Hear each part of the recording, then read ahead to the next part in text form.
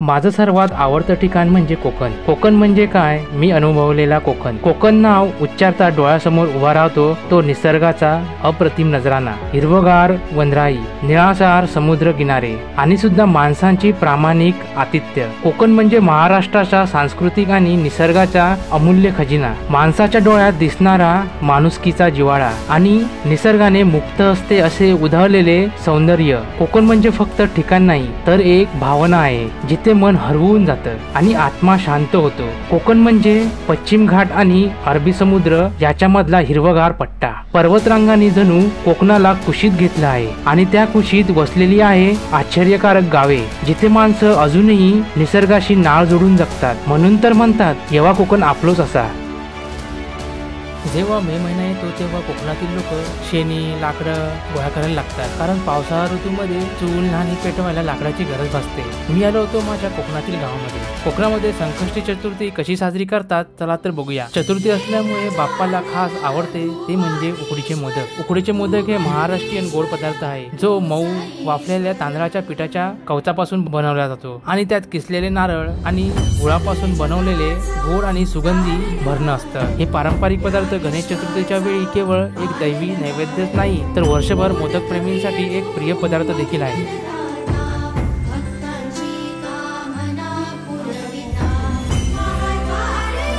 लागला का?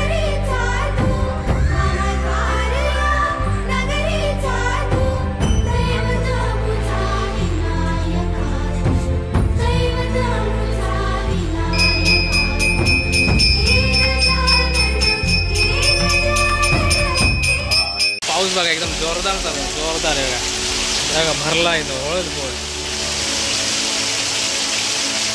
मस्त वाटतं की नाही वातावरण एकदम. आज अख्खा पावसाने कोकणात अचानक आगमन केलं. जणू पावसाची सर आता नुकतीच बसरली आणि आठवणींची पाऊल वाट पुन्हा एकदा हिरवळली. पाऊस गारा धुंद वारा बेभाना आसमंत सारा. अचानक आलेल्या पावसाने आनंद तर झालाच पण शेतकऱ्यांची कामं मामे बघा भिजली.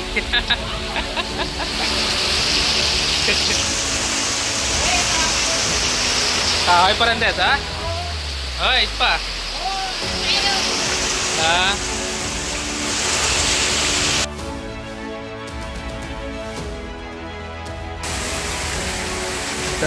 पाऊस एवढा जोरात पडता ना लाईट पण गेली. हा इथं गळता लाईटमध्ये दिसला नाही तुमच्या बॅटरी लो आहे माझी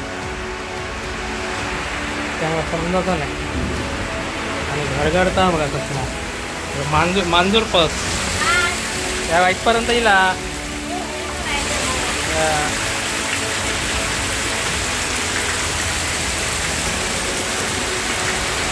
मामा आता पावसात भिजत येतो बघा दोरांगा वाट करता.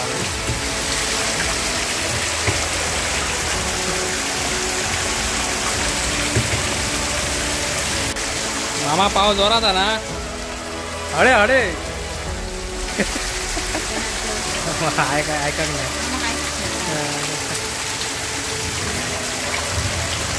मामेन बघा इथे सगळे इथं सगळे ठेवलं दोरांका वाट जाऊ.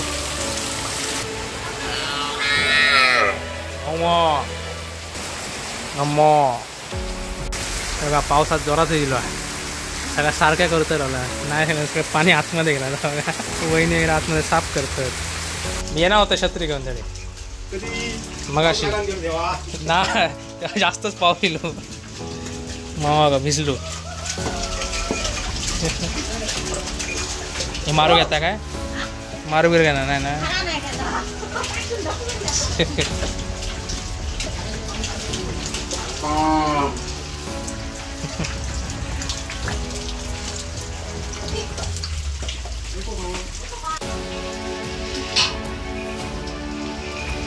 गोमित्र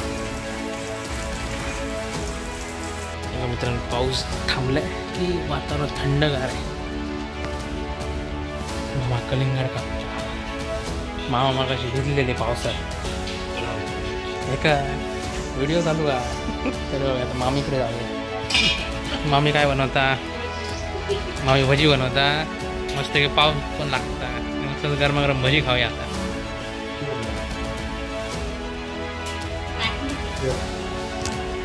चला मामाने कलिंगण कापून मित्रांनो. त्यांच्या बोचात पाणी लागलं वाटतं. टाकला काय बॅटरी दाखवता. गरमागरम भजी असा असा तो असा ते स्टिक आणून नाही.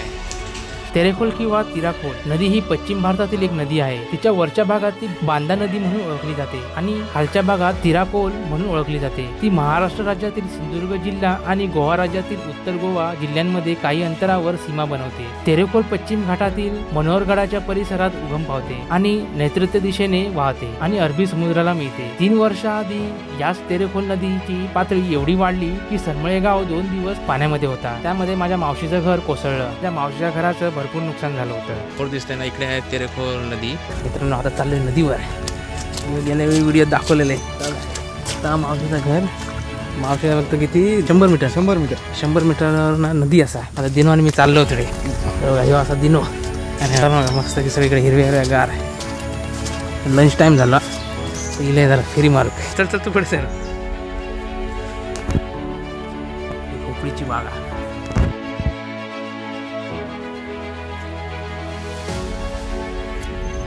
पाणी मस्त थंड थंड गार आहे. वरली का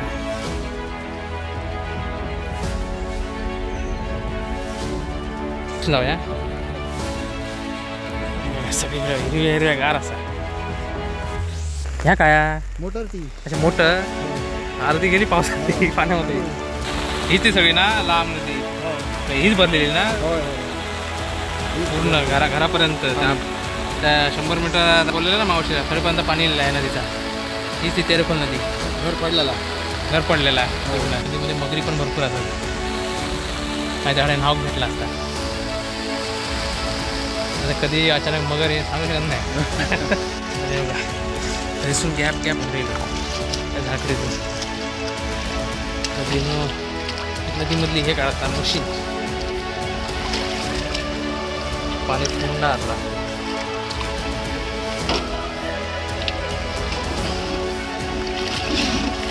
मशीन चालू आहे मग चालू आणि वायर बी अच्छा पावसामुळे.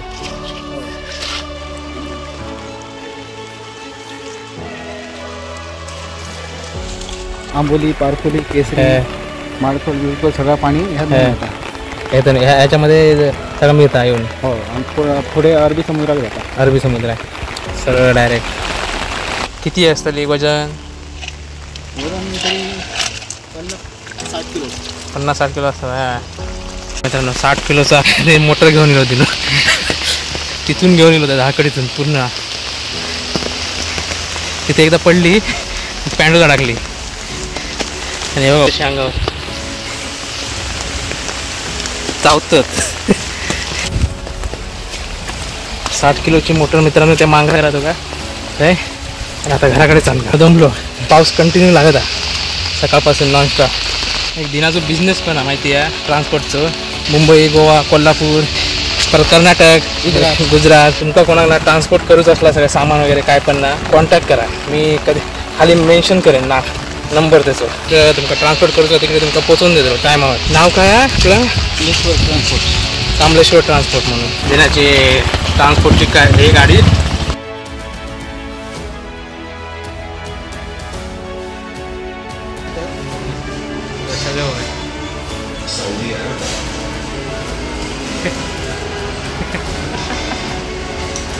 टीव्हीमध्ये बघलं का.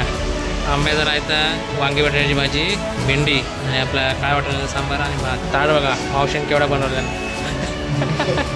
ताट भरून भरून दिलं ना. अजून बघा आंब्याचा रायता बघा आवडीत खाता. काशवी काय आलं? काशवी हे काय आलं का इथं काय कर.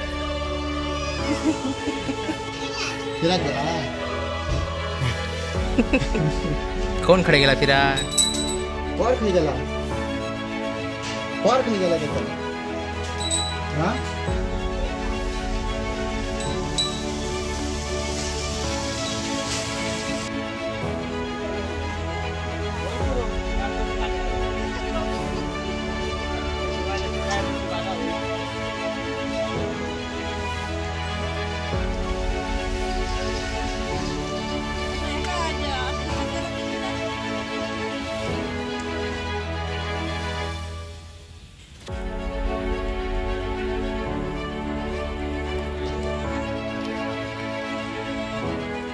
ही वेल आहे वेल. माका एवढं आता सांगितलं आहे भाग्यान काय उपयोग होता आता घरानं जाणून घेऊया भाग्याकडून. ह्या वेळी ही वेलमुळे कावीळ होत नाही. आपली कावीळ झालेले लोक ही वेल खातात डायरेक्टली. आता रुपेशने सांगितलं की अमरवेलचा वापर आपण कावीसाठी पण यूज करतो. तसंच यकृत आणि मूत्रपिंडांच्या समस्यांसाठी देखील फायदेशीर मानले जाते.